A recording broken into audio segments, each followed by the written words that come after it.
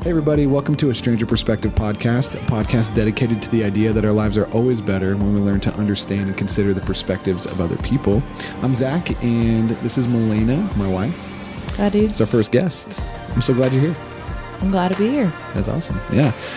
So we're got a couple things we're going to do. Since this will probably be episode 1, we're going to talk about kind of the reason we're doing this podcast, how it got inspired, just a little bit. And then a big part of kind of what inspired us to do this was kind of the changes we went through over the last couple of years with our faith. And so some of that's going to get talked about today too, just so that people know why we're doing the podcast, kind of where we're coming from, what you're going to get when you come back week to week, and just a little bit of our recent story. So I think it's important for everyone to hear our story and see how our perspectives have changed over time. Yeah. With just what we've gone through. Yeah. It's scary for for everyone to know our stuff, huh? Yeah, but it's also very liberating, huh? Exactly. Feels good. Exactly. So like anything that's good, kind of scary, but definitely exciting. Because you feel like after that, it's like, oh, got nothing to hide, you know? Nothing to hide. Yeah. I mean, I think that we both used to work at a big church. And so it seems like when you go around town and stuff, like there's lots of people you end up running into, and it makes you feel like you know a lot of people. Right. But, you know, so you feel watched by everyone. Yeah. But I feel like that's a lot more in our minds than it is in reality, you know? Yeah, totally. So it makes it a little scary sometimes when you're feel like, hey, you know, I want to be honest about some of the things I've gone through. I feel like there's other people going through some of the same stuff. And maybe, you know, hearing some of the journey that we've been on, some of the struggles we've had, the ways we've overcome those things, would be really helpful, or, you know, something that some people are going to want to hear out there. Right. But for the most part, this podcast isn't going to be about religion or faith. It will come up. It will come up quite a bit. Your belief system is going to come up because that's part of what your perspective is. Exactly. And kind of your belief system forms your whole perspective on life. Exactly. I think that sometimes we think our perspectives are our own, but they're just kind of the default reality that we, you know, kind of see after filtering the world through what we already believe. Mm-hmm. And that was a huge part. That in particular being you know, my brain kind of realizing that is what kind of started me down a road of a lot of change and stuff. Yeah. But before getting into all that, let's kind of talk about, you know, why we're doing this podcast and kind of what the whole point is. So I'm willing to help me out if there's things I'm forgetting, because we've been talking about doing this for I guess probably years at this point. Years? Yeah. I used to be a youth pastor at a church and used to do a lot of public speaking and, you know, sharing my thoughts and opinions on things. And once that stopped for me, that was about 6 years ago. I just kind of, even when I first started doing that, I never felt like I needed to share all my thoughts and opinions on everything. Yeah. But I'm always willing to do it, just because actually being married to you has made me a super transparent person, just because you are very open. You're an open book about everything you think and feel. Yeah. You have no shame about kind of the way that you view the world. And it's actually really refreshing and inspiring. But I like that about me too, though. Yeah. I think everyone that knows you likes that about you. Yeah. Yeah. And so being around Milena has kind of forced me to be more open about who I am. And so over the last 6 years, you know, there's always been talk about, well, maybe start a podcast, you know, and I've always had the thought no, there's too many podcasts right now. No, who wants to listen? Do I even care about sharing my opinion? I'm still forming my opinions on a bunch of stuff. So I don't want to share it. And then a month later be psych, you know, I actually think something else now. But that's the beautiful part of the journey. And you're allowed, I think everybody's allowed to change their opinions or views on things, which is the point of this podcast. Exactly.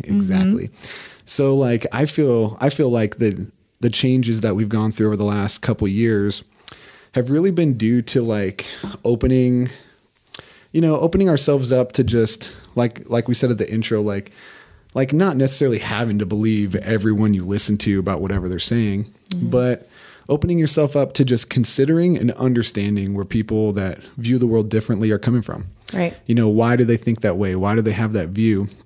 You know, things that kind of seem obvious to us might not be as obvious to other people.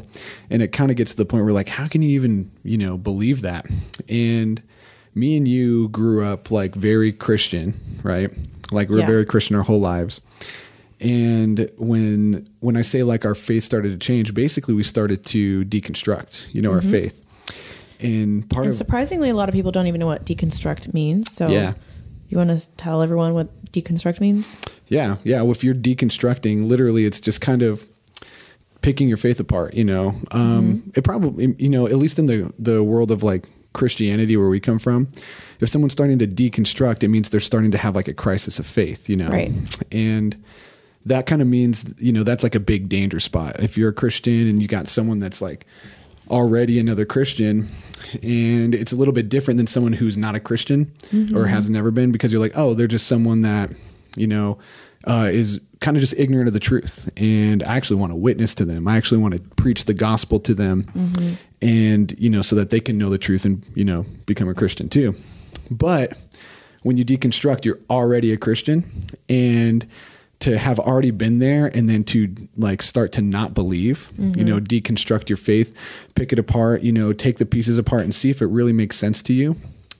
That's like the scariest thing that could ever happen to you as a Christian. And it's funny how, when you do deconstruct, or when a person deconstructs, the people that are watching on the outside, kind of view it very negatively, because they think it's, the person maybe justifying, like sin or like sexual behaviors or just wanting to like do bad things. And that's actually the majority of the time not the case for a person that is genuinely deconstructing, because it's a person that's trying to find truth. And for whatever reason, the biased answers aren't like resonating the same anymore. And they're becoming more open to other perspectives, which I think is a person deconstructing. Absolutely. Yeah, that describes it perfectly. And so like when you become open to those other perspectives, what you realize is like, you know, you're viewing the world a certain way. And already, if you, through a certain lens or whatever, and if you take the time to really like, you know, listen to someone that you think is wrong, tell you why they think they're right, instead of listening to someone else who already agrees with you, tell you why that person's perspective is wrong, you know, it can make a big difference. You know, it's kind of like if you've ever, you know, just like changed your mind really on anything. If you've ever been like, oh, I'm never going to be like that, I'm never going to do that. And then all of a sudden you know, find yourself years down the road doing those things. Like, I know we're getting to the age where it's like, we used to say, we'll never do what our parents did, you know, like we'll never behave this way or that way. And then you get into the life circumstances that like kind of invoke those reactions out of you. And you're like, oh, now I kind of get why my parents did that. Or my friend that did that to me in this situation or whatever. Cause you go through enough life where you're like, oh, I just didn't understand that because I never went through what they went through. Exactly. And I know growing up my whole life as a Christian, I literally told myself, I will never walk away from my faith, even if someone pointed a gun to my head. Like I was like so like 100% secure in the fact that I would never ever change my faith. And I was willing to do it like to the death. And I wanted to like even be a martyr for it. Like I thought it'd be so cool, not cool, but you know what I mean? Like I was willing, like just that loyalty to my faith. And then everything just changed and it was crazy. Yeah, it is crazy when that happens to you. And so we'll get into more of our deconstruction story in a second too, but that is basically kind of where we're at with this podcast, why we want to do it, because we realize that, you know, listening to these other perspectives and considering them with like an openness instead of like coming at, you know, someone's opinion already deciding that they're wrong, creates room for growth in your life, and it can change your life. And, you know, we live in a very divided world right now, whether it's politics, whether it's race, whether it's, you know, your subculture you're a part of, the clique you're a part of, whatever. Like it's literally like pick a side and that's the side you're on. And now it's all out war. Exactly. Yeah, exactly. That's kind of how it is right now. And it's like the big wound of our country right now, of our society, you know, of our culture, is that you have to be on one side of something and everybody else that's on the other side of that opinion or that subculture or whatever, they're the bad guy. They're the enemy. And we want to do this podcast not to talk about like the reasons why we left, you know, Christianity, so much as we want to do a podcast to talk about how do we heal that wound in our culture. And it's through having conversations with people different than you. Yeah. And so every week we'll basically be having, you know, someone on, and it's not necessarily someone that I have a different perspective than, although we will do that all the time, as much as we possibly can. We'll have people with different perspectives on for me. And that means even like Christians coming on this podcast, some of our friends and stuff too. But everybody that comes on will talk about their perspective on life, on the things that they love, on their, just basically the subculture they're a part of, and just try to get into like their world a little bit and understand what makes them tick, what brings them joy, how they view the world around them. And the more people that you have those conversations with, like the broader your perspective on life becomes. And then you stop viewing them as the enemy because now you're like, oh my God, you have a good soul, a good heart. Yeah. Like you're a good person and you're just figuring life out with what you've been given. And it's really cool, like to be able to exchange stories with people and see the kind of person that they become and why they become that, instead of just viewing them as like the bad guy or the enemy or the person that's different than you and that you'd never associate with, Yeah, exactly. So that's the whole point. Definitely. And so we want, exactly. We want this to be a place of like compassion being in here, where it's like, hey, even if we disagree on something, let me try to understand what got you to that place. Yep. And you might find that you find more compassion for that person, in the viewpoint that they have when you hear their story. Right. And then you also might find that, hey, maybe you're the one with the limited perspective. And how are you going to know that unless you get out of your bubble? Exactly. You got to get out of your bubble. You got to just open your eyes up. Like I literally view it like looking at a picture really close, and then you just need to take a few steps back, and then you're like, oh, wow. That makes sense. Yep. So with that said, I also think that it's not just a podcast where we're exchanging like empathy and compassion towards one another, but it's inclusivity. It's finding unity with one another, even in our differences. And I think that's very powerful and very needed to heal the great divide that we have right now in our culture and society. Absolutely. So with that, if you're a person that can get behind the idea that almost anybody is worth at least listening to, that it's a good thing to hear other perspectives and challenge your own points of view constantly. If you're a person that can get behind the idea that we're better together, even with our differences, probably especially with our differences, then you belong in this community with us. You belong in the stranger perspective. We need community. to create a fucking culture, new culture. We should just create a cult, honestly. Let's just create do a cult, man. Yeah. And it's good. Like we'll make more money as leaders, but you have more fun as followers. So I don't know. Maybe we can hire someone else to lead it. Okay. That was from The Office. Anyways. I did not catch that. I know. It's okay. All right. Well, moving on. Tell us your story, Zack McAllister. My story. Yeah. It's kind of, it's going to be our story for sure, because there's parts that are very individual and parts that are super intertwined with us. Right. But I think it's really powerful and important for everybody to hear kind of like how you got to where you're at right now. Yeah. Obviously, you were raised in a Christian home. Yeah.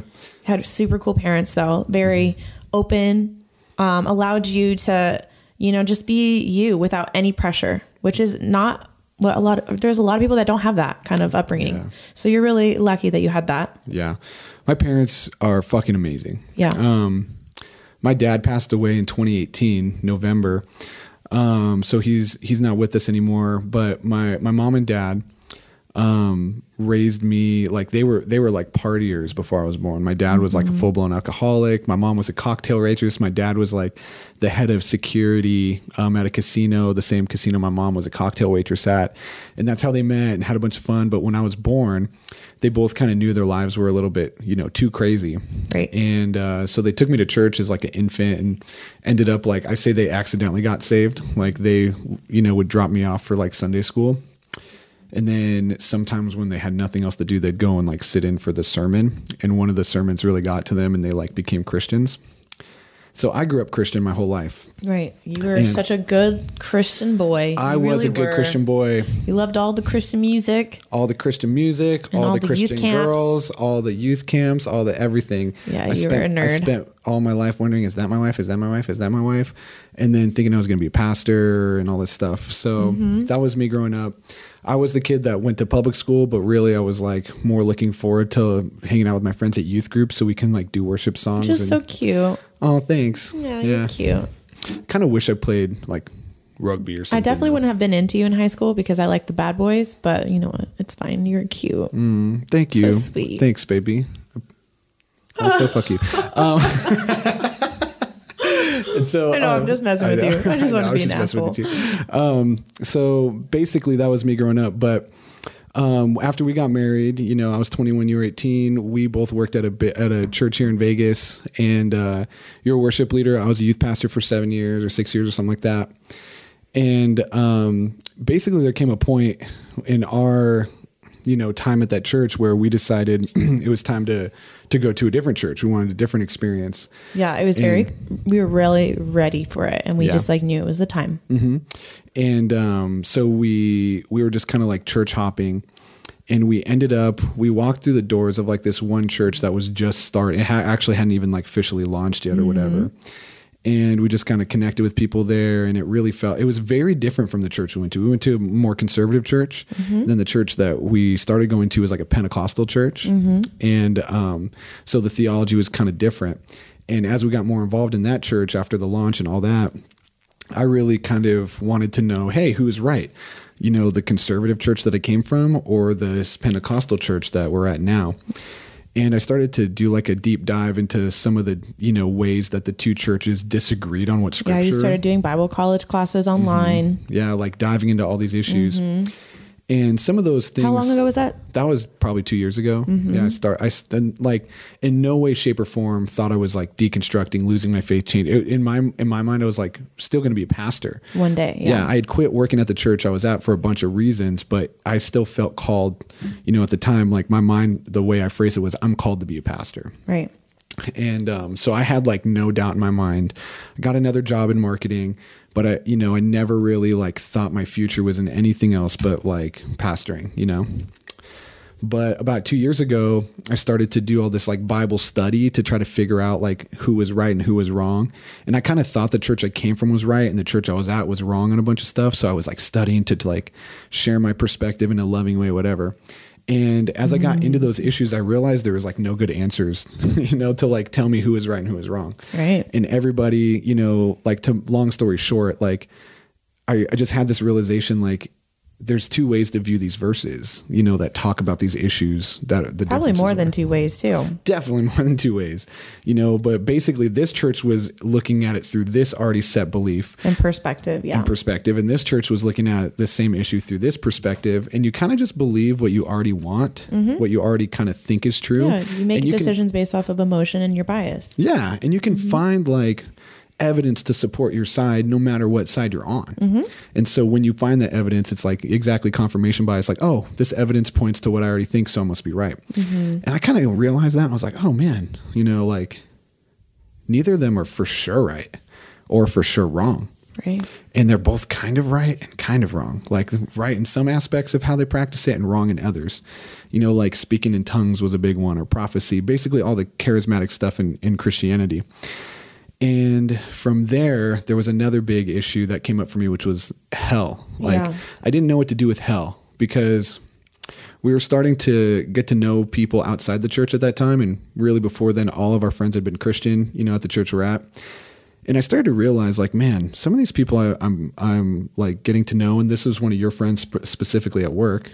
We were just like, this person like denies Jesus, like got hurt by the church when they were young, or their parents were like, well, they're really Catholic, right? Oh yeah. Super Catholic. And obviously in the Catholic Church, things were coming out about things they were doing to kids and stuff. And that was another reason, like, what the heck for this person. But they had a really good reasons why they didn't want to believe in that belief system anymore. And it was blowing my mind. Yeah, I remember feeling like after you explained their story to me, I was like, and this is exactly what I'm talking about with your perspective. But you told me their story and why they don't believe. And we're still Christians. We're trying to get this person to come to church. Yeah, I was trying to convince this person, like, all you have to do is believe that Jesus died on the cross and rose from the dead. That's it. And then he was like, well, here's why I don't believe that. Here's the things I've went through that make me feel like that is not true. Right. And when I heard those reasons, I was like, oh shoot. Like I wouldn't, if like, I went through the same shit. Point. Yes. I was like, if I went through the same shit he did, I wouldn't believe it. But it wasn't even just the same shit that he went through. Like it was literally his like view and perspective on why he didn't believe it made so much sense that it scared the living hell out of me. Yeah, for sure. Like I was so scared. I was like, crap. Like it made me realize that I just easily believed something without a second thought. And he actually had a really good reason behind why. And it's crazy. We don't have to get into it right now. Well, I mean, the point is though, that like it's different when you are surrounded by people that believe the same thing as you. It's different for them to all tell you why your friend's wrong. Right. Well, he obviously has this issue and this issue and this issue. And then you're like, oh yeah, for sure. And then everyone around you is like, yeah, he's wrong. You're like, oh, well, everyone agrees on this. This must be true. And then when you hear that person give you their side of the story, all of a sudden it kind of changes if you give them the time of day, if you allow your brain to truly think about it openly, you know? Yeah. And so I was like, the thought that guy's going to hell because and he's such an amazing person. And we forgot to mention literally like the most amazing, the most fantastic person. He became my mentor. Person. Yeah. Because I literally valued everything, that all the advice he gave me, how he treated his wife, how he treated his family, his kids, like what he stood for. I was like, this makes no sense why this person is like going to burn in hell for eternity. Yeah. All of a sudden it was the first time, and I'd been a pastor. I had like, you know, known good people that weren't Christians and had to just reconcile the fact that, well, God knows who goes to heaven or hell. And like, I'm just a man. It's not my job to judge that. Like I've been through all that. That was the easy answer though. It was just an easy answer. Yeah. It's just a like a thing that you don't even spend much time thinking about. Yeah. You just kind of go, oh, tuck it away. And that reminds me too, like just as I started researching, like how we even make decisions and how we come to belief, like I started to realize like, literally like on like a science, you know, whatever level, like your brain is constantly trying to conserve energy, you know, is trying to, and so if your brain forms patterns so that you don't have to think anymore. Yeah. And that becomes like basically your subconscious. So it's like when you first start driving, literally everything's stressing you out. You're like worried about every move you're making. You're like, you're overthinking every action that you're doing when you're driving. Yeah. You have to pay attention to everything you're doing because it's new to you. But eventually, you know, you drive long enough and you can go all the way freaking from work to home and just forget what even happened. You'll be like, what was I driving? You know, like how did I not die? Yep.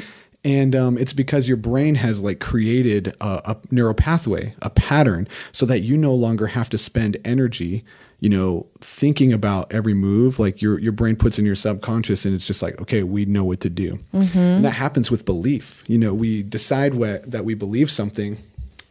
We study it long enough. We are involved in a culture long enough. We have enough people around us that kind of view and think the same thing. And eventually your brain wants to find this pattern. You know, your brain wants to find the pattern. Yeah. So you don't have to think about it anymore. So all of a sudden, an answer like, well, God knows who goes to heaven and who goes to hell, and it's not my place to judge. I don't really need to think about it. Your brain just like wants that. It just so I accept that. That's I accept that. Because now you're not being challenged in another And your brain doesn't have to spend energy working through that problem because you got however many problems you're working through in your life at any time, you know? And so, but if you take the time and you sit there and be like, wait, does it make sense that this person goes to hell? Does it make sense that like, you know, the Bible says this about these issues, and you actually give your brain permission to do the work of thinking about it? You do the work. It is work. And you ask hard, legit questions. Yeah. You start doing that and you start becoming open to the possibility that your perspective needs to change. Your perspective can change, you know, and you can kind of discover like, oh my gosh, I've been stuck in one of these patterns for however many years. So it took you about a year to kind of like, I don't think you knew what was happening to you within that year. It was freaking you out and you kept it a secret from me, right? Yeah. You want to elaborate more on that year and then coming out of that year into your second year? Yeah. Well, I feel like basically what I went through was like the stages of grief. You know, I think a lot of people hear that someone's deconstructing and you kind of think that they have made a decision to like turn away from God. Right. But after going through this, I actually don't believe that this is a decision you make. I believe it's kind of something that happens to you. Yeah. You know, it's not something you choose to go through. Did it feel like you're kind of like sliding down a mountain or something and you're clawing to get back up, but you can't help it and you're just sliding down the mountain? Yes. Yeah, totally. Yeah, it's that's like kind of how it felt for me too. the universe is against you at the, yeah, you know, on that, it's like very the momentum, hard. You can't break it. You can't break the momentum once it's going. Yeah. It's so frightening, honestly, when you're going through it. You feel really guilty. You feel really ashamed. Exactly. Stages of grief. I'm telling you, like it does feel like grief. Oh my God. And it's like the first stage is denial. I want some coffee. Yeah, have it. The first stage is denial. So that's why, like, for the first probably I like that you're talking about this right now. Me too. I mean, it feels refreshing to talk about, and I hope other people that might be going through it will feel better about the process that, you know, they're going through too. But, you know, the first stage is denial. Like, not only did I not try to deconstruct, I tried to hold on to my faith. Which is why you took Bible college classes. Oh, yeah. You were super involved at church. I tried to get more involved and more because I was like, well, maybe I used to be a youth pastor. I used to work at a church. Maybe I'm just not using my... So you got involved in everything. Like the youth, you got involved. This was our new church too. You got involved with leading small groups because you're like, maybe I just need to use my giftings. That was the biggest thing, was doing small groups and stuff. And it was all genuine at the time. And at the time I still fully believed. Yeah. So it wasn't like... and I would see you wake up praying and reading your Bible every day. Yeah. During that process. But there was just like this shift. Like, it was like, once your brain kind of realizes like the pattern it's in, once you kind of become aware of that, it's not like you can just forget it. It's like all of a sudden now I'm like, oh shoot, like I am capable. And there was other things that happened that made me realize this, but I realized I'm capable of being wrong about things that I was 100% sure about, you know? And then once your brain realizes that, I don't know how you like take that back. It was like your foundation just started to crumble. Which is really, and it felt like there was really nothing hard. I could do except for I just refused to believe it was happening. You know, for a good solid year, the more I studied, you know, I'd find these answers and I would accept them. You know, my brain would try to put it into that pattern, but there was something deeper now where I was like, but I know that doesn't satisfy me the way it did. Like it used to. Like I can think if I really think about it, and I would try not to think about it because I knew that if I could kind of like start to formulate in just a few minutes, like all the reasons why the answer wasn't great anymore, you know? Yeah. And for whatever thing I was studying. And so anyways, like going through all that, I think I just denied it for a year. Yeah, you were in denial. Yeah. And that's why I didn't tell you. Yeah. Because it's a secret, but I knew something was wrong and I could see you struggling so hard to like keep it all together. Yeah. Yeah. And it really felt painful. You know, it was like very scary because it felt and you like, were alone in it. Yeah. And I felt like I had to do it alone because you didn't want to affect my faith because I was super involved. My job, I had a job at the church, leading worship and singing. And it was my passion. It was what I loved to do. And your dream was to be a worship leader. Yeah, it was my dream. And you didn't want to take away your support from me while you're going through this. Yeah. Yeah. And I'm so sorry you had to go through that. I mean, I'm actually happy you went through it, but I'm just saying like, that's a heavy burden. Yeah, it sucked. That was a very tough year for me. I think I was very reclusive too. Yeah, you were. Like I kind of disappeared, I think, from all my friends and people for a while just because I was really depressed. Because at the same time of feeling that way about you and your journey and always just wanting the best for you because I love you, you know, and not wanting to get like, I was already struggling enough with the fact that my faith was being challenged. But at that time, I couldn't even comprehend like the possibility of like challenging someone else's faith. I saw it as like, I saw it as a problem with me. And why would I create this problem in other people's lives? You know? So that you were very secretive about it. And I know if I was going through it because I got a big ass mouth, I would probably tell you and everyone would be like, I'm struggling. Yeah. But so. And then also like, it was like, I would doubt, then repent. And then like, get back involved and get back and like, no, I'm going to keep doing this. And it's just this is just the season I'm going through. It's the dark night of the soul. Like it'll be over soon. And so I'd be like, I'm not even like, I have these doubts, but I'm just trusting that those answers are going to come in time. And I'm just going to continue serving God by faith alone, you know, being faithful and loyal. And so that's why I was like, I'm not going to tell anybody about this. And then I remember, end of 2019, we had our last small group for, fall, like end of winter, or like beginning of winter. And that was when we like knew it, like, we'll never do that again. Yeah. I knew I couldn't do small group We couldn't do it anymore. It was just, I wasn't unbelieving yet. I just knew I was struggling with so much that I couldn't lead, teach others about it. Cause it's like, what am I going to teach them? But you know what? I want to commend you that you're self-aware enough to be like, this isn't right for me right now. You know what I mean? You did the best you could. You thought maybe I need to serve. You served and you did it with all your heart. And then you just knew I can't do that again. Yeah. And a lot of people don't do that. A lot of people fake it forever working at a church or doing their services to God in the church.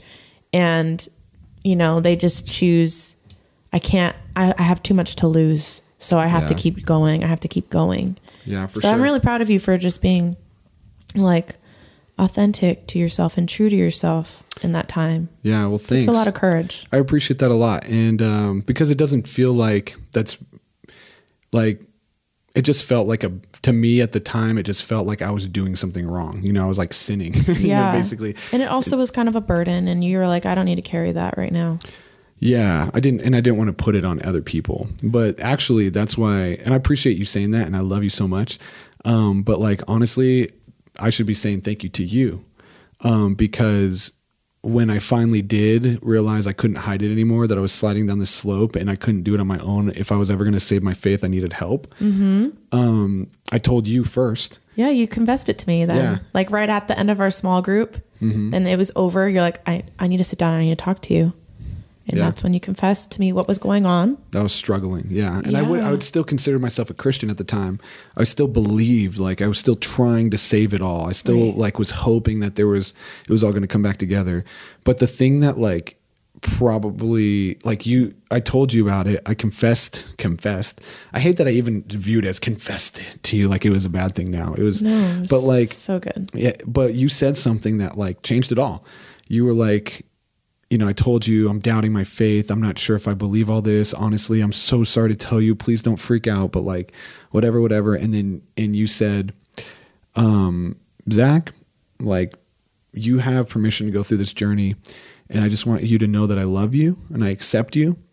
And if at the end of this, you decide you're not a Christian anymore, I still want to be with you. And, oh man, that bro, I just set me fucking free. I fucking love you. I would never. Yeah, you're my best friend, and you're the love of my life. So that's why I said it. Yeah, I love you too, and you're my best friend, and you did mean it, and here we are. You know what I'm saying?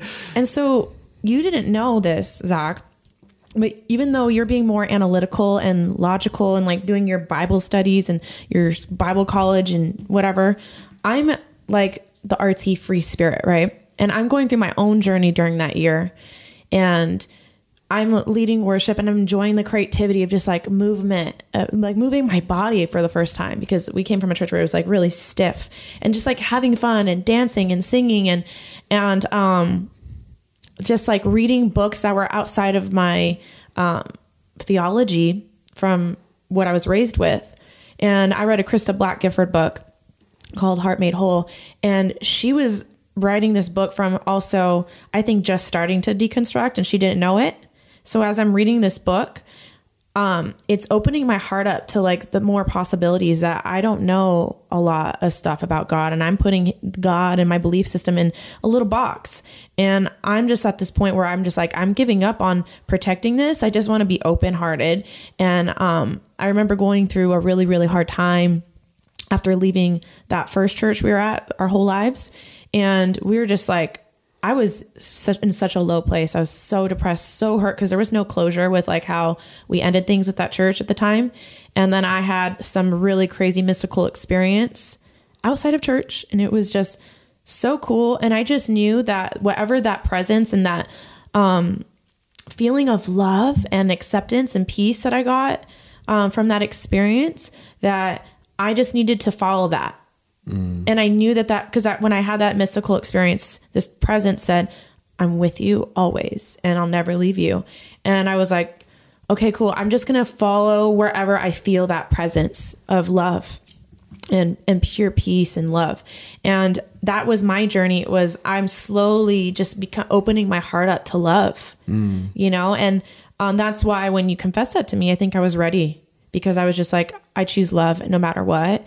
And I know that like, I'm going to be okay because of that experience that I had a year before prior. And so going into our second year, it's out in the it's like out in the open between you and me, but it's secretive everywhere to everyone else. And what did we do? Like well, I feel like we kind of had ups and downs. Like I know for me, so like I was in that denial period, but then eventually, like once I realized I couldn't, get away from it, I kind of got angry. I started to get upset. I started to just be, and that was kind of why I went reclusive a little bit too, is because I was just like angry. I was like getting to the point where I was just literally so upset at the thought that I could have given my life to something that wasn't true. Like literally I gave 100% of my life to it. You literally gave your all of your young 20s. Yeah. And so it wasn't just my faith being challenged. Like it was literally my whole identity, how I viewed myself, what I thought about who I was, what I felt like gave me worth, what I thought my purpose in life was. All of that was now being challenged and felt like it was gone. So I got angry and then literally went into a stage where I was kind of like begging God, like, God, just give me one thing. Like you've shown me miracles in the past. Like I'd literally seen and experienced miracles. And I was like, God, you showed me these things in the past. Like I was physically healed one time when I was a kid, like in a way that was, CAT scan, mass. And I had like a mass in my brain, CAT scan. It's there. Go to church that night to pray for the surgery that I'm going to have that week. They lay hands, pray for me. Healed. I literally feel the symptoms of this disappear. As a child, go back to the hospital for pre-surgery, whatever.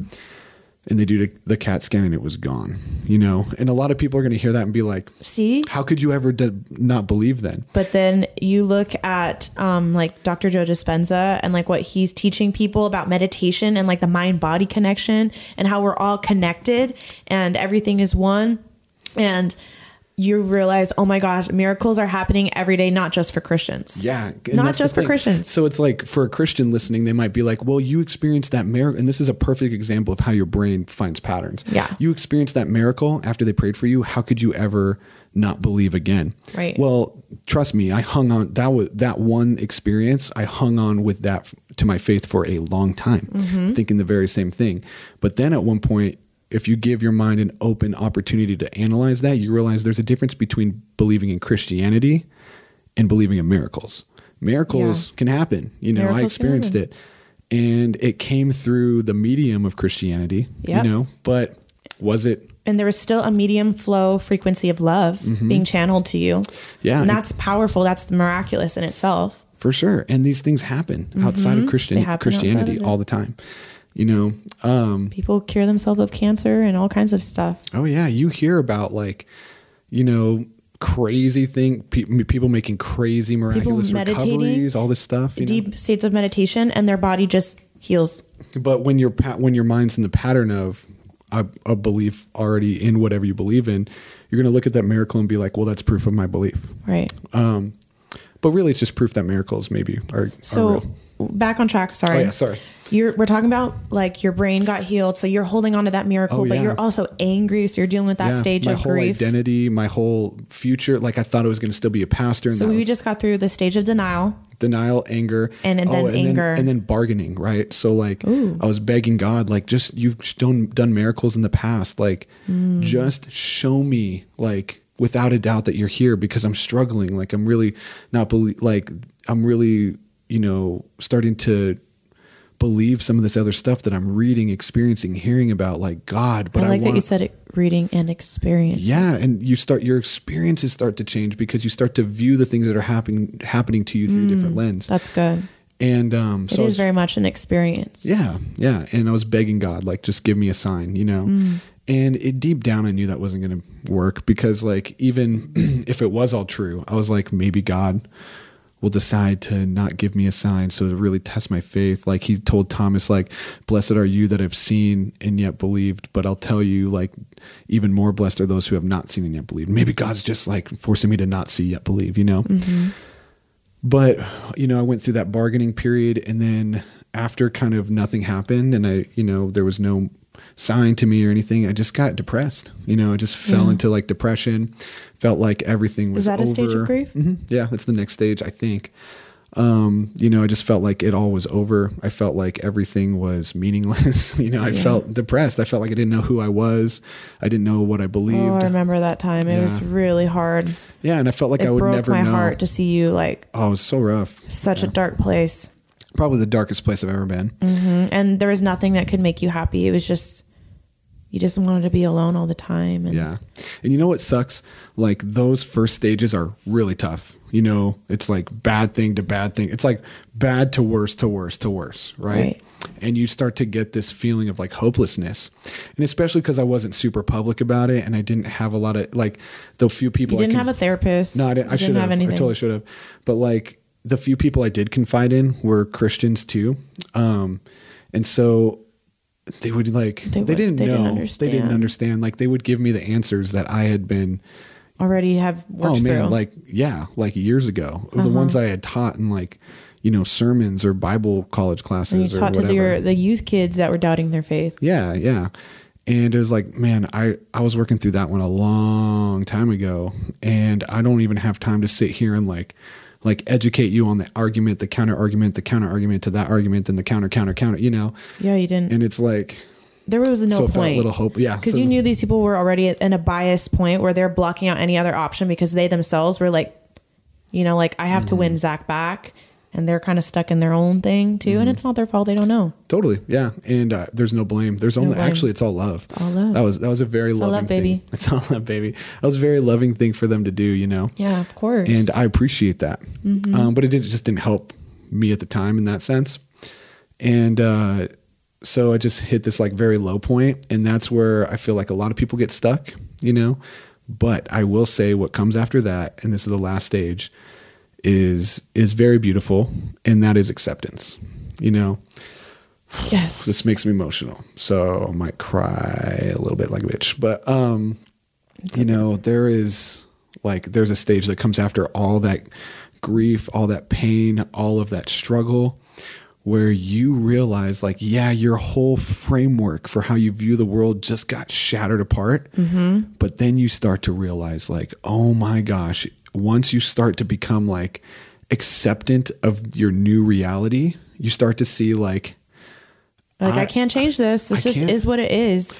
And that it's not a bad thing. And it's not a bad thing. And that it's not a bad thing. And this takes the most strength. Yeah. This is the best stage. It took the most strength though to like. I went through a very similar experience where I just had to accept it. Yeah. And it was really scary. It was really hard. But when you do it, you are literally met by love. 100%. And you have to choose to love yourself. Yeah. God, it's so cool. Yeah. You're like, well, God, I don't have this God, that loves me unconditionally. Christianity teaches that we're we're incapable of love apart from God. Yeah. Exactly. Like we used to like hear sermons where the pastor would say stuff like, you think you need to love yourself more? No, your problem is that you love yourself too much. You're selfish. You're selfish. You're this, you're that. And then, so you really believe that? I believed it too. I thought I was a wretched, dirty sinner. I'm still unwinding the tangle of mess in my mind that has created for me.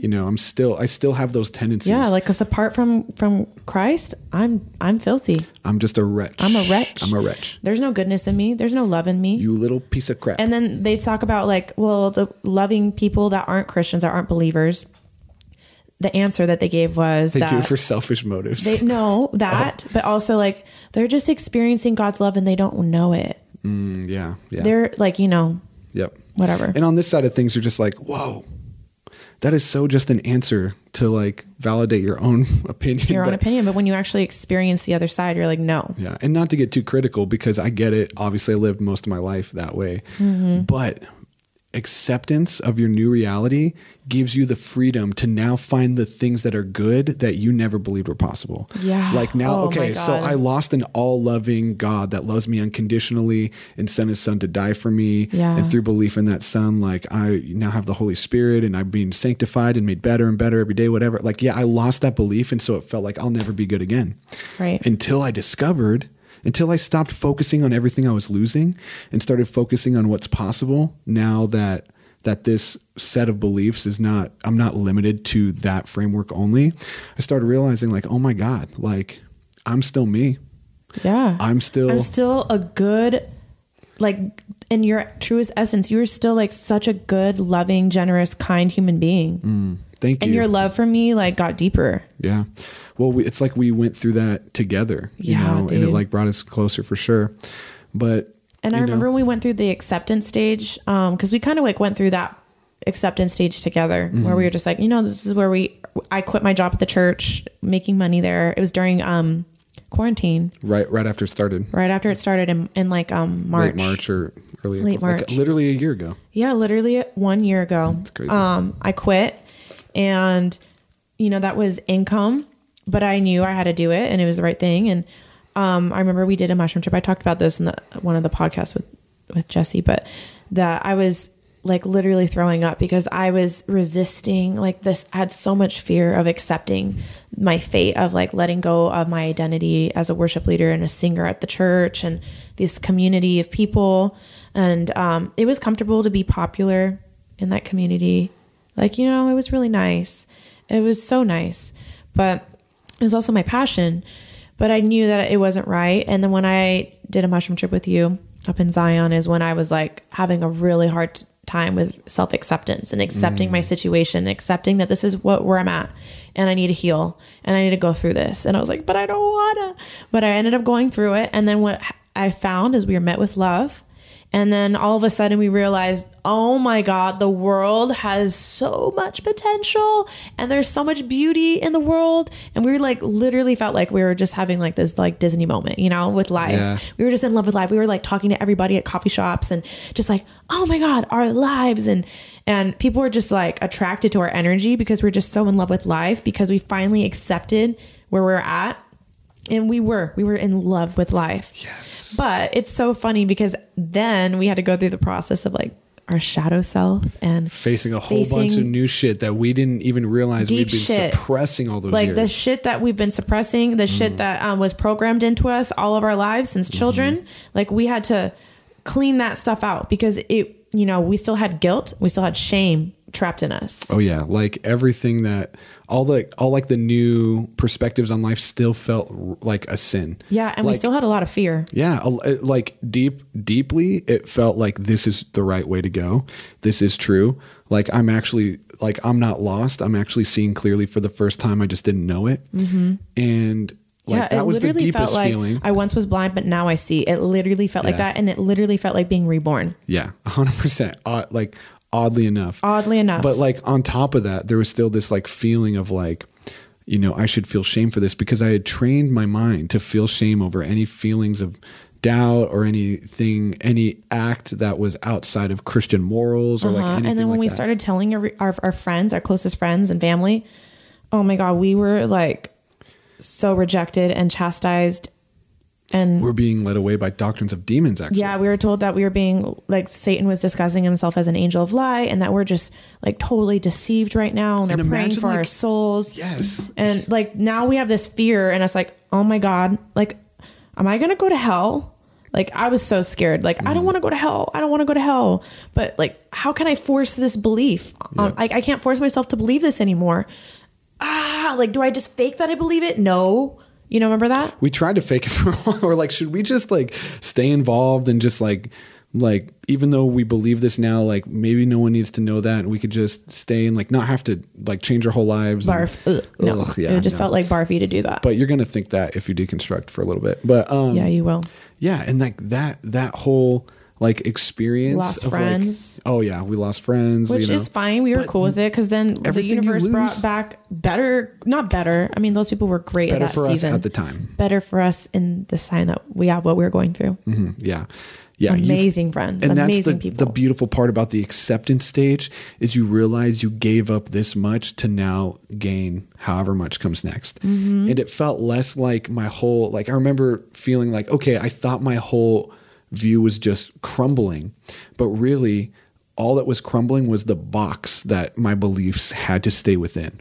Yeah. And now your beliefs Instead of being contained in a box, we're now expanding. Yeah. It's like I heard, I'm not the hugest fan of the Liturgist podcast because they're obviously I'm a fan. I love the Liturgist. I appreciate them for the good parts, but also like a lot of it feels motivated by like the church hurt that they went through. And which that kind is of bugs important me. to talk about because you need to have an outlet to talk about it. Yeah. And I agree with that. It's a stage of healing. It's part of the healing process for a lot of people. Yeah. And what we're doing right now. And there is a lot of church hurt and church abuse in the church that needs to be talked about. Yes. And I agree with all that. But I don't want to be the person that says like Christianity is an evil stain upon the world. No, it's not. Because it absolutely is not.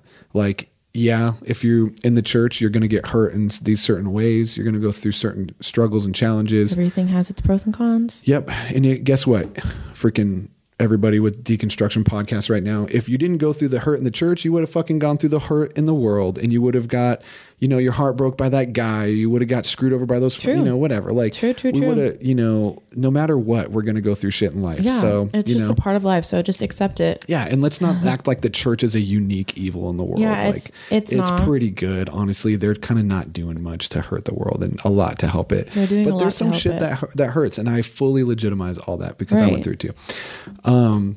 But basically, like, I think what gave us the freedom to do this podcast and like finally start it, even though we had been talking about it for years, is getting past the point that you just described, where it's like, yeah, we accepted where we were, but we were afraid of people finding out. We're afraid of hurting our family, hurting our friends. And there was still shame tied to our journey. There was still, feelings of guilt tied to things. And I think once we got over that, we were just like, oh, we don't care. Like, I mean, we care that like, we're never out to like hurt anybody's feelings, never out to like try to throw stuff in people's faces and be like, you're wrong, we're right. But like, but there also comes a point where you're like, well, I can't like limit how I live just because these people view what I'm doing differently. Yeah. And I think accepting that and letting go what people think about you is very, very healthy for us. Yeah.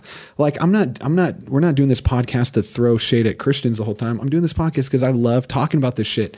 Yeah. And I love people, and I want people to hear different perspectives. I want everyone to grow, and I want to do my part to try to heal the world. And guess what? We're not going to be everyone's cup of tea. Totally. That's okay. Yeah, we'll be somebody's cup of tea. Yeah. And that's all that matters. 100%. And when you give up caring about what other people think and making your decisions about what you do and how you view yourself based off what other people think, holy shit, that's freedom. That's freedom. And we feel like we're finally in that freedom. We're free, but we're also healing.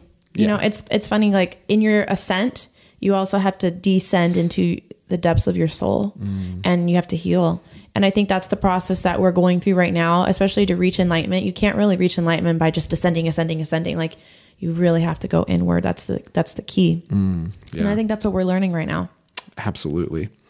Yeah. And it's a beautiful process. It's a beautiful process. It's very hard and it has its challenges, but it's almost like we know that the challenges are really necessary for us to kind of reach our fullest potential and grow the way we're supposed to.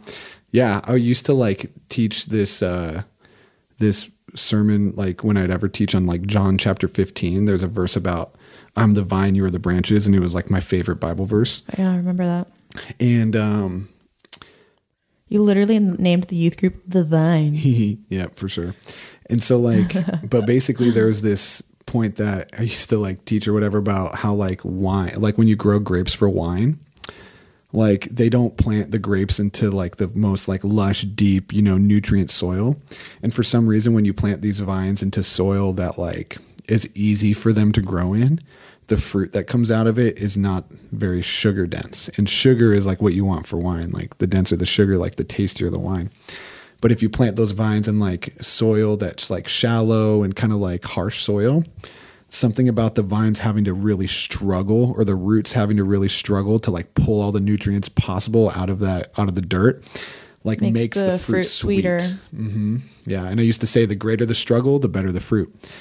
And I feel like that's what's been true about this stage in our lives too. It's like, it's been the biggest struggle ever. but oh my gosh, we feel free, we feel whole, we feel like endless possibilities in front of us. And isn't it also crazy how like these scriptures that we were raised learning about and like kind of what their symbolic meaning is, how it has such greater like impact on our lives right now. Mm-hmm. Like it makes more sense now. Yeah. It holds more weight. I mean, at least for me, I am sure they held weight for me back then, but like in this new season that we're in, I'll think of like stories about Jesus and the Bible, and I can just like create like a connection for my own life. Yeah. And I'm like getting it, and I'm not taking it literal like I used to. I would take the story like hella literal, but now I'm just like, no, I see the deeper meaning now. Yeah. It's like some of those things that it's like, okay, that verse is actually like, yeah, it's like a Christian perspective, but it's really just talking about manifestation. Like when it's talking about prayer, or it's really talking about like, that's really interesting. Like law of attraction or this. Dude, or that. The Bible's filled with the law of attraction. It's awesome. I love it. It's like what they picked up on these like universal principles and ancient truths and wisdoms. And they're like, how do we like get this out to more people? And then they write about it. And then or they experience it. They experience the law of attraction, but you're coming from a society that lived in ancient times and in the other side of the world, the Middle East, 2,000 years ago, and you're realizing more than like that for the Old Testament. Yeah, even like way more than that. And it's like, okay, they're calling this prosperity. They're calling this God's prosperous plan for you, or whatever. But like, of course, they're going to see the law of attraction and feel like it's that because that's their belief system, and they're going to write about it, and then we read about it later and we practice it, and it works because it's a law of the universe. Yeah, and you know what's so cool too? What I'm realizing is that I still love the Bible. I think it's a sacred text, and it's inspiring, and there's so much to learn from. But we're evolving, and it doesn't mean that we're getting better in some ways, but in a lot of ways we are. And we're starting to tie together like spirituality isn't just like this woo woo shit anymore, but like quantum physics and like science is starting to back this shit up. Oh yeah. And now it's like we're becoming a more whole integrated person when we can put all the pieces together and have answers and be able to like back it up with science. Totally. Yeah. And it's like you start to make the connection once you don't have to believe that your religion has the corner on truth. Yeah. And it's the ultimate authority of how to view the world and view how to live of the truth about reality, right? Yeah. The truth about Once reality. You stop believing that it has to be that way, all of a sudden you start to recognize these patterns through every belief system of like what it means to be good, of what it means to like have purpose in your life, what it means to like, live in a way that has integrity and goodness, like.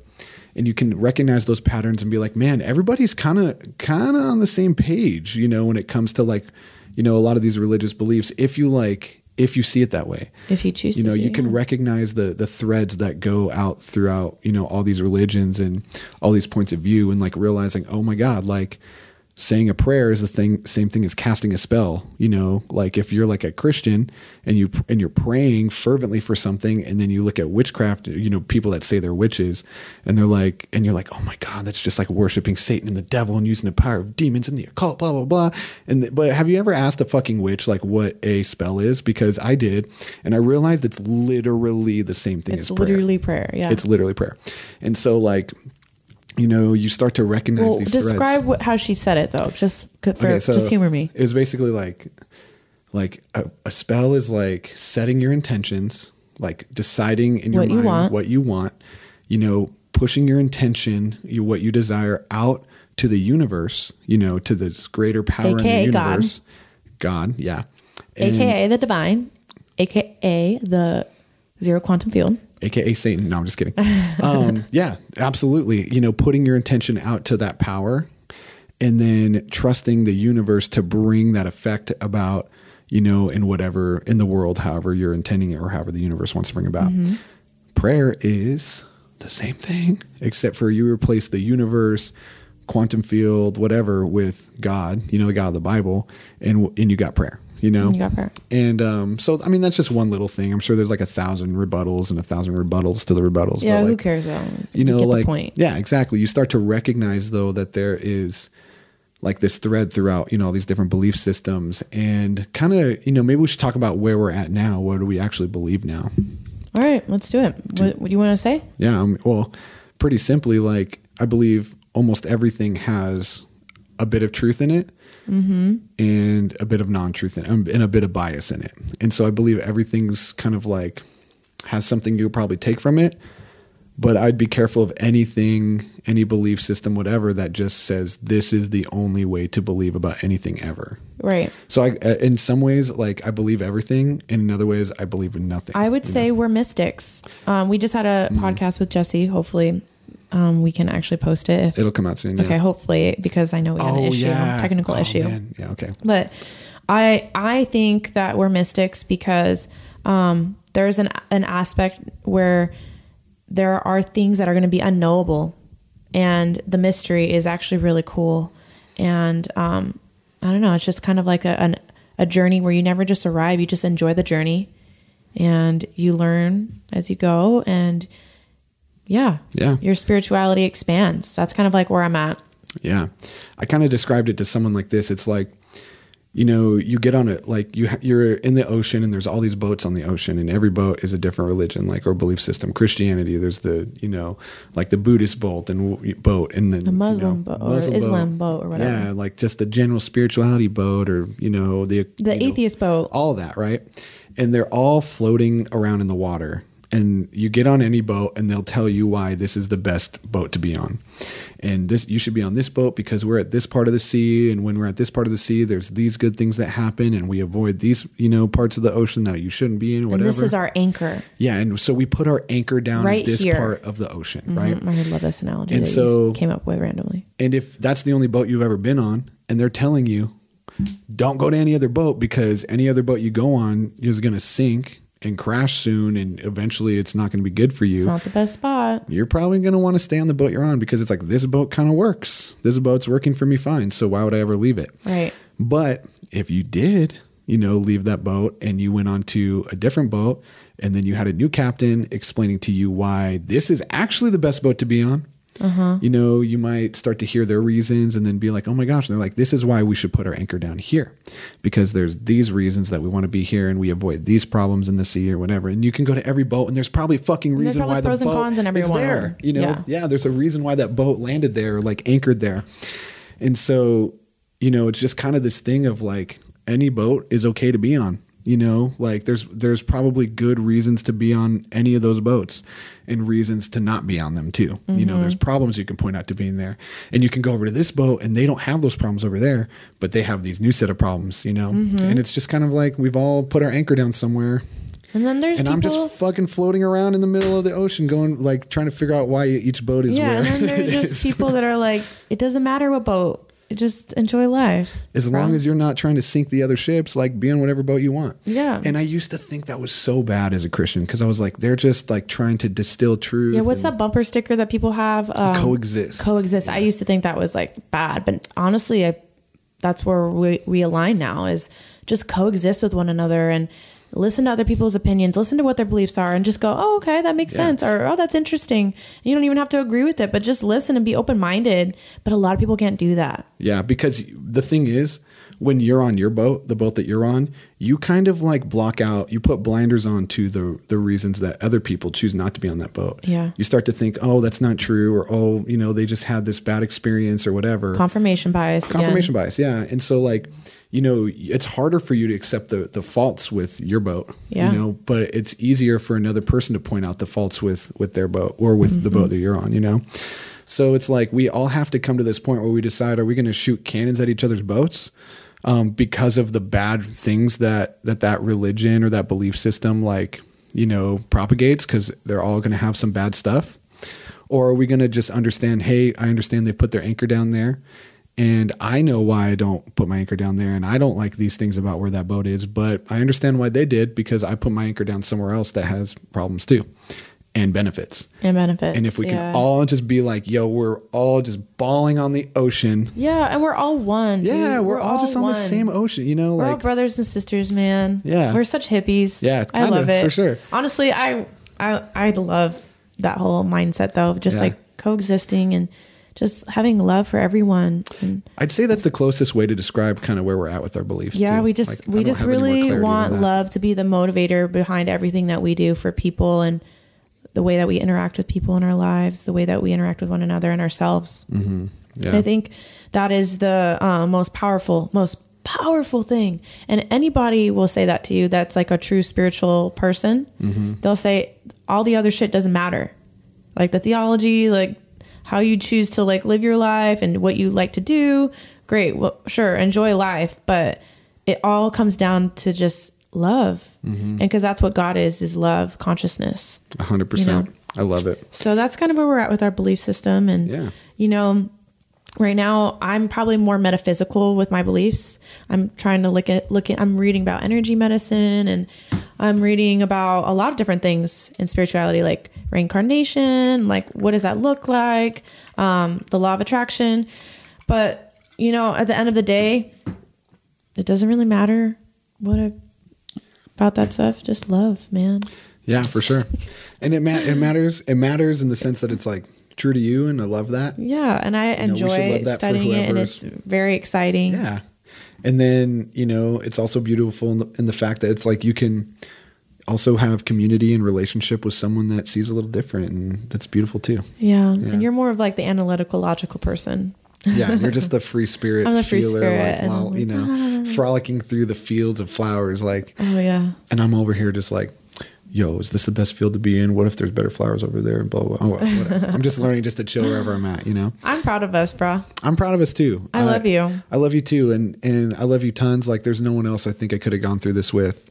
Yeah, I'm actually, all of our friends really think it's cool that somehow we didn't end up divorced, and we're still in love, and we're still together. It didn't come without its conflicts and challenges, and still things we work through, you know, still things we're working through. We'll do a whole nother we need to do another podcast talking about marriage through that whole process, or just our relationship in general. Yeah, definitely.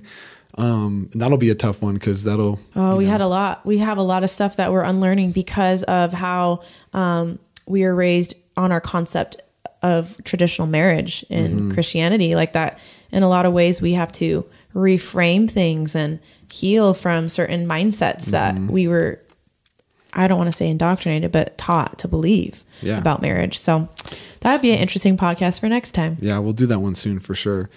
I feel like I talked a lot about my whole deconstruction thing. Is there anything that you want to share about you going through that process before we wrap it up? No, I think basically I went through a similar journey as you, but I was just, you know, I already talked about it.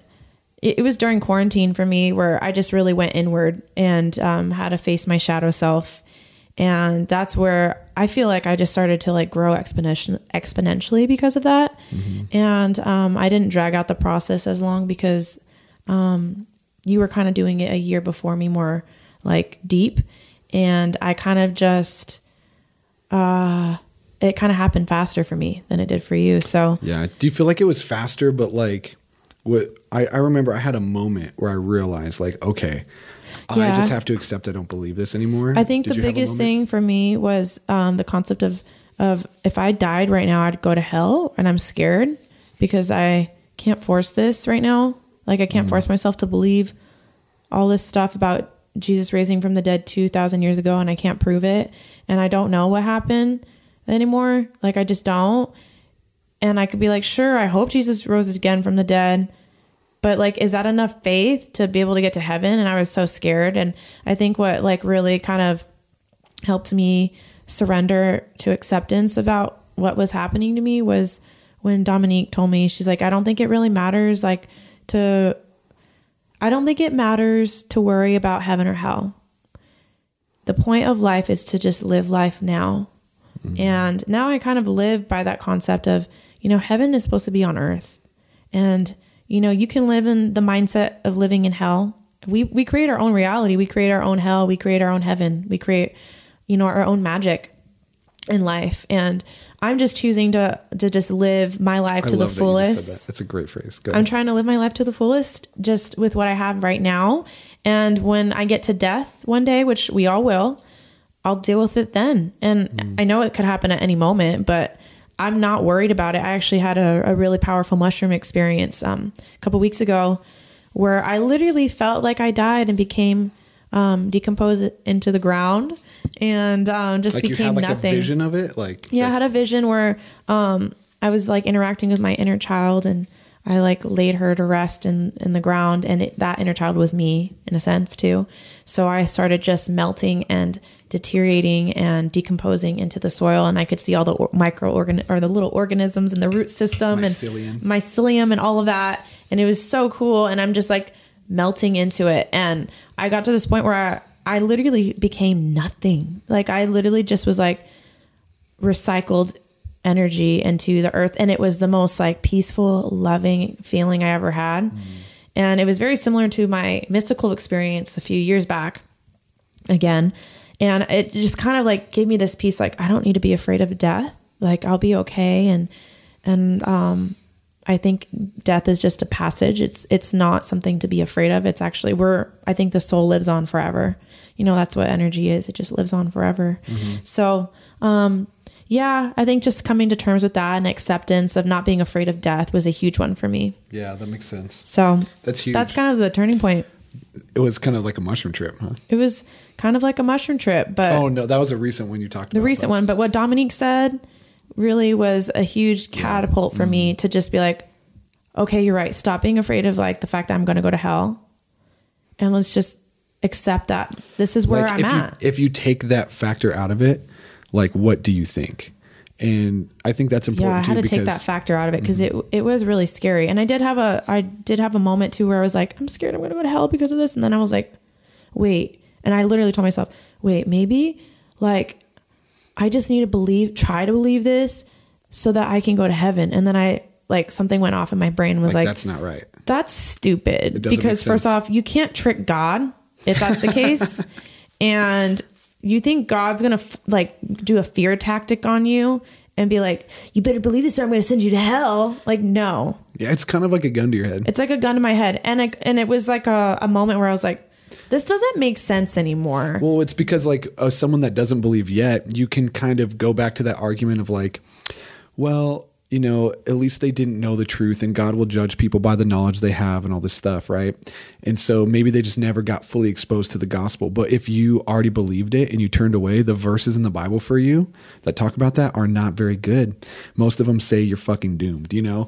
And so it's like you get to that point where you're like, where maybe for someone that's not a believer yet, maybe hell, even though it's been used to as like, in a sense, a gun to their head, like, you can kind of get around it because you're like, well, they are just ignorant. They don't know. God will judge them different. But for someone who already believes, it's like, it is now kind of a gun to your head because if you're now denying the gospel, you're not denying Jesus. I did deny the gospel. And that was what was really scary and challenging. Yeah. And so to get over that fear is literally like, well, I had to get over the fear by remembering that God, if there is a God and they talk about a God that's loving, all loving, that's what Christianity teaches and the Bible teaches, then an all loving God is not going to manipulate me to make a decision based out of fear. Yeah. And you can't, and I like that you said that you can't trick them. You can't pretend. You can't trick them. Because at the same time, it's like, it's not like the motivation. I mean, I'm sure this might happen, but I know at least for us, the motivation wasn't like we wanted to do like sinful things. And so let's find a way to deconstruct so that it can ease our conscience about doing bad things.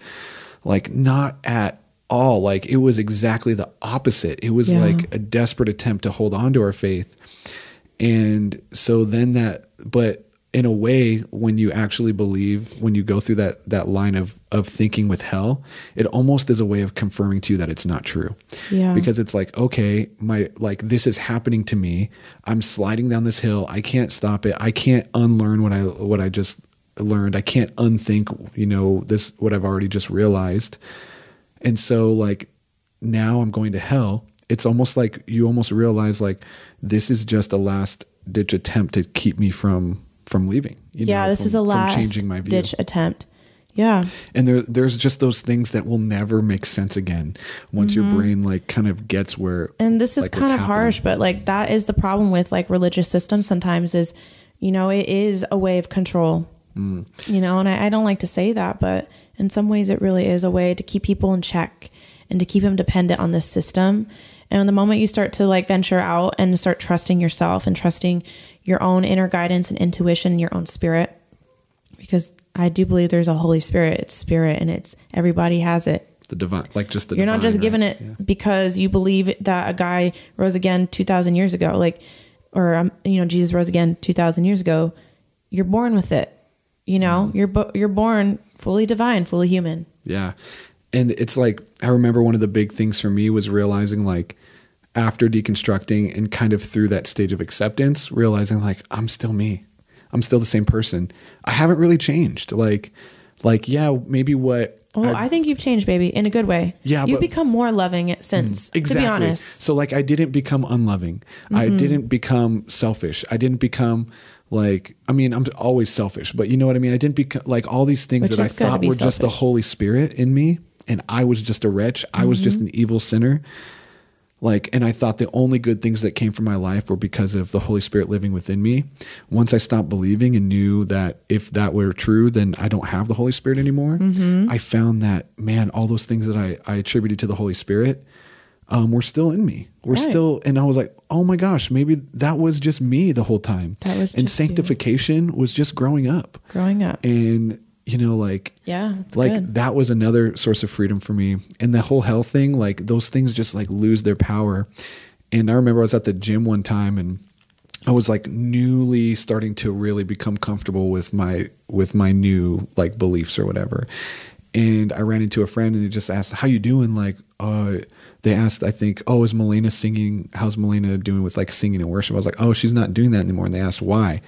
And then you're just like, I don't give a fuck anymore. I'm not keeping this secret. I'm not going to tell these stories like, oh, well, we just needed some time to like, you know. Yeah, it's kind of exhausting saying that over and over again. Like eventually you just wanted to tell the truth. Yeah. And so I was like, well, we went through deconstruction. And the first question back to me was like, well, what if you're going to hell? And I was just like, man, you know, I wanted to be really, what did he say? He's like, are you really willing to risk your eternity for this? Exactly. Yeah. And I'm just like, last ditch effort. I mean, and in the moment, like those, if you haven't thought through that argument, it's like powerful. It like grasps you like, oh my God, am I like, what if I go to hell? Like maybe, what if I get in a car accident today and die and go to hell? Believing anything is worth not going to hell. And so like, it kind of gets you in the moment. But if you've thought through that argument, all of a sudden you just realize like, first of like exactly what you said, it makes no sense that if God's loving, like the God of the Bible, doesn't make sense for that to be a thing. But also I'm like, well, what if you're wrong? What if Muslims are correct? And what if you're going to hell? You know, like that line of argument or that line of reason only makes sense if you don't think about it. Okay. Well, what, you know, are you really willing to risk going to hell by being a Christian if Muslims are correct? Because the same, or what if your denomination that you're involved with is wrong? Yeah. I mean, I don't know. So anyways, it's like that becomes just a new can of worms to open. Yeah. But yeah, for sure. So like all that to say, sorry, we kind of got negative. We're not trying to be negative. We're not trying to be negative. But it's just like, if you're going through this stuff, you know, like we're not here to push anyone out of Christianity in any way, shape or form. No. Like we already described, we think it's acceptable to be pretty much anywhere. But if you're going through this stuff, you know, just know like, and you have the same questions and the answers that were given to you to stay in your religion aren't fitting anymore, that's okay. That's okay. Know that the process takes a turn, you know, in a good just direction. Accept it and just go with the flow. The more resistance you have, you're going to be tormented. We experienced the torment of just resisting like this new change. But, you know, that's why I love Buddhism, because it teaches the concept of non-attachment. And even law of attraction teaches us, like, the more you want something so bad or like you resist something so bad, you know, it works against you. It works against you. So like, you just need to go with the flow. Like you're going down a river and you're just like, you can either resist the river and like exhaust yourself, you know, against the current, or you can just float on your back and float away and enjoy it the way it goes. And it is what it is. It just happens. Life happens the way it happens. Yeah. And I'd say like, if you trusted your own like intellect and your own like ability to know what's right and wrong enough to like choose a belief system. I'm not even just singling out Christians, you know, but like if you trusted yourself enough to accept a belief system in the past, why wouldn't you trust yourself enough now to grow, you know, beyond it if that is what's happening to you? Follow your intuition. Yeah. Yeah. Like if something inside you is calling bullshit, listen to that. It's probably bullshit. And honestly, the greatest thing you could do is listen and go inward and be quiet. Yeah. Yeah. 100%. And write it out. Amazing. Yeah. So, man, you're going to be okay. We're getting to be okay, you know, but Honestly, so that's kind of our great. story. Hopefully it wasn't, overload of info, but like that's kind of where we're at, where we're at now. And that's kind of our mindset for hosting this podcast. So everyone that comes in here, we're going to have these conversations that talk about, how they view the world, the different things they're a part of. So like, for example, we've recorded a few other ones already. The next one to come out is probably going to be with our friend Bianca, or my friend Tony. I'm not sure which one will come out second. We got a whole lineup of friends. A bunch, but like Bianca, grew up Jehovah's Witness, left that belief system and became super involved in like the whole plur community, which if you don't know what that is, it's basically like a bunch of ravers. That plur stands for peace, love, unity, respect. If you go to like a rave, you can like find people with like bracelets all up and down their arms, and they do this handshake where they're like peace.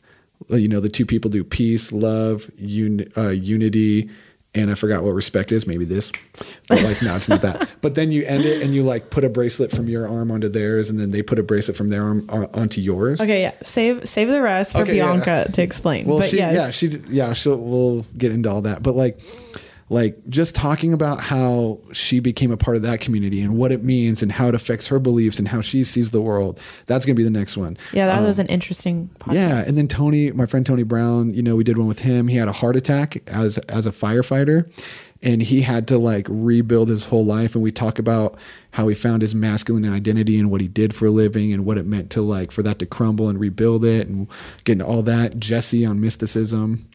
And Super and who knows, stuff. Tons of people that are interested in coming and talking. We have so many people that were like, you're interesting. We need to have you on the podcast. Yeah. And so like, if you think that's you could always, throw us a DM. I'm not necessarily going to pick you. You have to be good at talking too, but, so that's kind of where we're at. That's where we're going in the future with the pod.